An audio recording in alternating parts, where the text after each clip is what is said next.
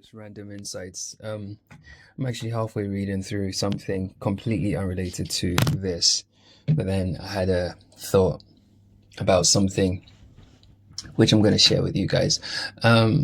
So I think that it can be reasonably argued with a high degree of success that humanity is God's ego or source, the infinite, whatever, life's ego in physical form. Because I say this based on a couple of things, right? So we can use one of the primary stories we have of how we came to be in.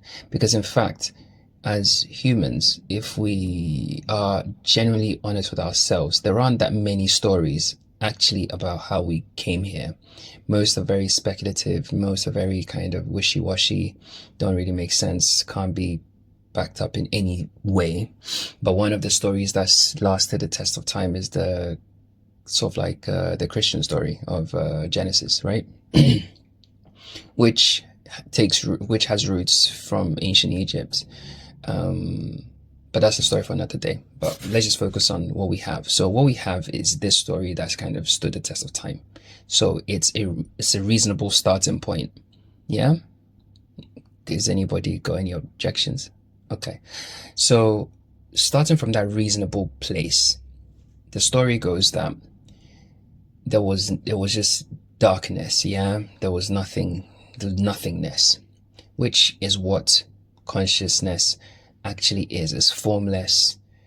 It's no specific thing, but has the potential to be all things. It's infinite potential. Yeah, I've explained this with my the talks on the emergent point, which prove that the emergent point is the beginning of all conscious kind of expression. Yeah, it's the very point. It's almost like a a fractal of the whole. Yeah, so I can have a whole symphony in my mind, but it has to begin with a point. You know, I can have the whole idea of humanity in my essence, but it will still have to begin with a point. Yeah, okay. So that point is formless. There's nothing to it, right? And if you zoom into that point, that's what the whole world or the reality was, until God decided to kind of go over it, yeah? Essentially express through it, yeah? And through that expression, he was able to fashion a reality. And within that reality, he fashioned a fractalized version of himself, a separated self, which is the ego. It can almost be looked at in terms of God created, or consciousness created, a really elaborate piece of art, which is alive, yeah, through the emergent point. And within that, it created a replica, a separated self of version of itself as best as it could, using the tools that it had, yeah, and created Adam. That's the ego. Then it created the ego's counterpart, Eve. But then it had also created other aspects of itself, because its infinite potential is all things, yeah? Now, it did that so it could experience itself from that perspective. But the unintended consequences of that is the ego, yeah, took hold of the vessel, yeah? The ego took hold of Adam, yeah, the being, which is not, it's not supposed to be entirely ego. It's supposed to be an amalgamation of full separation, but also has the essence of the creator within it. But unfortunately, the unintended consequence of that is the ego was able to subjugate that essence and get the creative force to create more egos and replicate and replicate and replicate and replicate and replicate and replicate and replicate. Yeah. And in essence, this is the story of humanity. So when we speak of the aim being to return back to singularity, that confirms this position in a way, because it helps one do away with the ego and get back to one's creative essence. And by getting back to that creative essence, one realizes that one is not the body, one is not the physical vessel, one is the power within that vessel. One is not the separated self, one is the whole, right? And in that awareness, one can track back to the origin point of itself. Because in essence, the reason why this position is so strong is it can't even be argued with from the perspective of a dream as well. Because if you imagine, so I'm in a dream, and in that dream I create myself, because the dream space is equal, it's just like Genesis, there's nothing, is formless, right?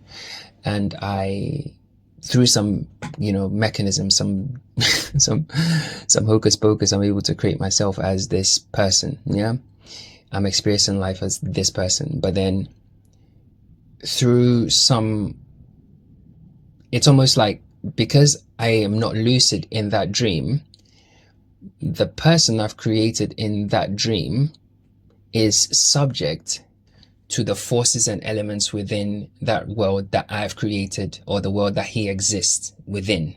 Yeah. And if he falls victim to those things, he can then end up creating more egos and more chaos and more drama and more trauma, which then goes on to replicate and create more and more and more of more ego, right? But if one is lucid in that dream, one can recognize what's actually happening and realize that they are actually not that being in that dream. The reality in itself is a figment of my imagination, right? You have to realize that everything kind of works on multiple levels. I've told you this many times. That's how fractals work, right?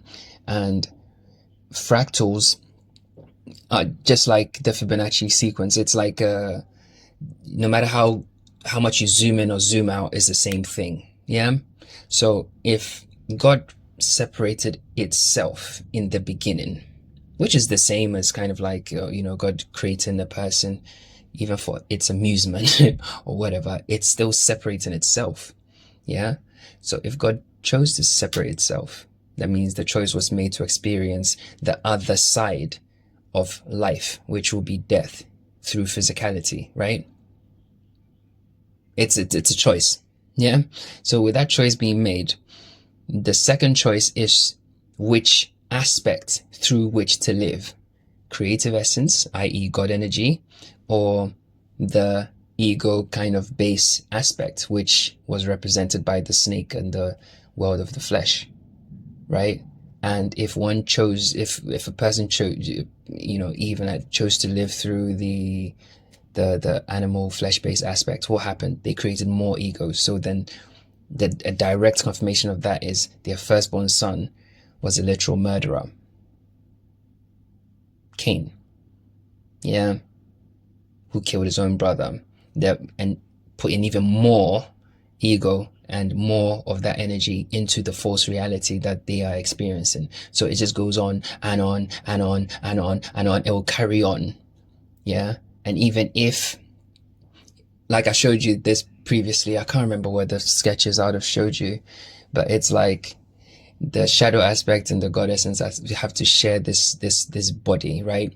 So if you think of it, let's say 50%, 50%, just like how genes work, and we have dominant genes and recessive genes, occasionally there will be an expression that is actually fully God essence, right?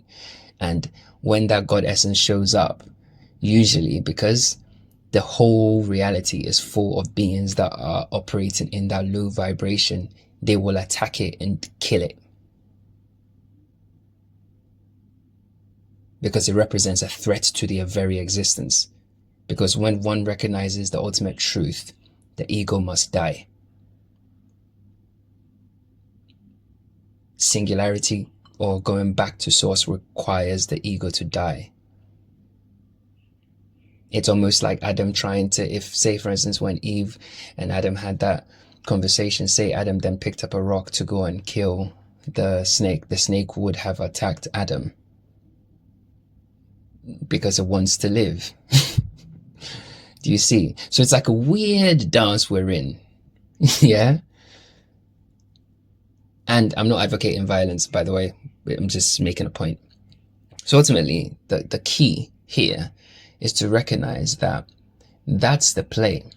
But it doesn't, the historical aspect doesn't matter, nor does the future aspect matter, because you, in your own microcosm, you symbolize, or actually are a physical representation of the entire story from beginning to end. And everybody is too. Everybody is living their own Genesis right down to Revelation. Everybody is living their own Alpha and Omega, like the beginning and end, through their own microcosms. And your challenges and your experience, whatever, is just it's almost like the Matrix code just rescrambles and rescrambles and rescrambles just to present you different circumstances, but essentially it's the same underlying code. The source code is the same, so the story is the same. Yeah, recognize that you are not the flesh, recognize that you are not the ego, so you can have a better experience. Because if you don't make that connection and you live from the perspective of the flesh, you will not be living. Something will be living through you, as you. And that can only lead to death. Because you will not experience life, because that's what you actually are. So you're not going to actually experience yourself. You will experience death, because the thing that's actually driving you is not life. It's the very opposite of life.